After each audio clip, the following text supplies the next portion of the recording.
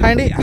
America మద్దతు అనేది ప్రకటించలేదు. ఎందుకంటే టర్కీ ఆల్రెడీ పాకిస్తాన్ మద్దతు ప్రకటించింది. వాళ్ళకి ఆయుధాలు కూడా సప్లై చేస్తూ ఉంది. ఇంకా చైనా వచ్చేసి మేము దీన్ని సమర్థించట్లేదు కానీ ఉగ్రవాదం పైన మేము కూడా కఠినంగా ఉంటాం అని చెప్పుకొచ్చింది. అంటే పాకిస్తాన్ కూడా మద్దతు ఏం ప్రకటించలేదు. మీరు శాంతియుతంగా మీరు చర్చలు జరుపుకొని, ఎందుకంటే పక్క దేశాలు కాబట్టి మీరు శాంతియుతంగా సర్దుమణిగి ఉండాలని అయితే వాళ్ళ దేశ అధ్యక్షుడు చెప్పడం చూసాం. అలానే అమెరికా ట్రంప్ కూడా అదే చెప్పుకొచ్చాడు.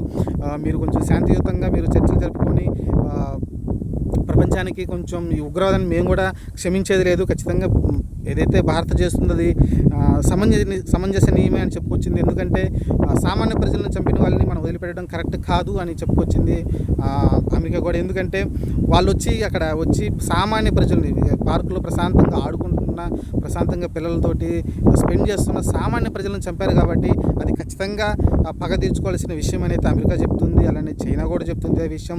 ఖచ్చితంగా సామాన్య ప్రజలను అటాక్ చేయకూడదు. ఏదైనా ఉంటే war to war, army to army చూసుకోవాలి. కానీ సామాన్య ప్రజలను చంపడం ఏంటని వాళ్ళ ఉగ్రవాదుల్ని ఖచ్చితంగా తుదముట్టించాలని అయితే ఈ రెండు దేశాలు, మెయిన్ అగ్రదేశాలు మన చైనా కావచ్చు, లేకుంటే మన అమెరికా కావచ్చు, రెండు దేశాలు కూడా ఈ యుద్ధంలో మేము చేసుకోమని చెప్పింది. దీన్ని బట్టి ఖచ్చితంగా షాక్లోకి వెళ్ళిపోయి ఉంటుంది మన పాకిస్తాన్ అయితే. ఎందుకంటే నేను దాకా ఒకవేళ భారత్ యుద్ధానికి వస్తే చైనాకు మాకు అండగా ఉంటుంది, మాతో పాటు యుద్ధం చేస్తుంది అనుకుంది.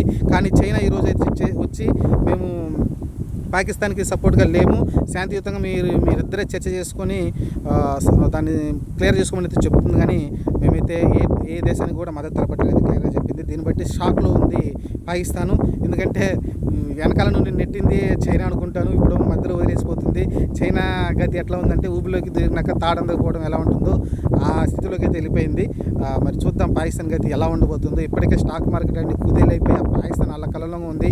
కొన్ని నగరాలు ఖాళీ అయిపోతున్నాయి. అక్కడైతే చూద్దాం ఏం జరగబోతుంది. ఇంకా ఫ్యూచర్లో పాకిస్తాన్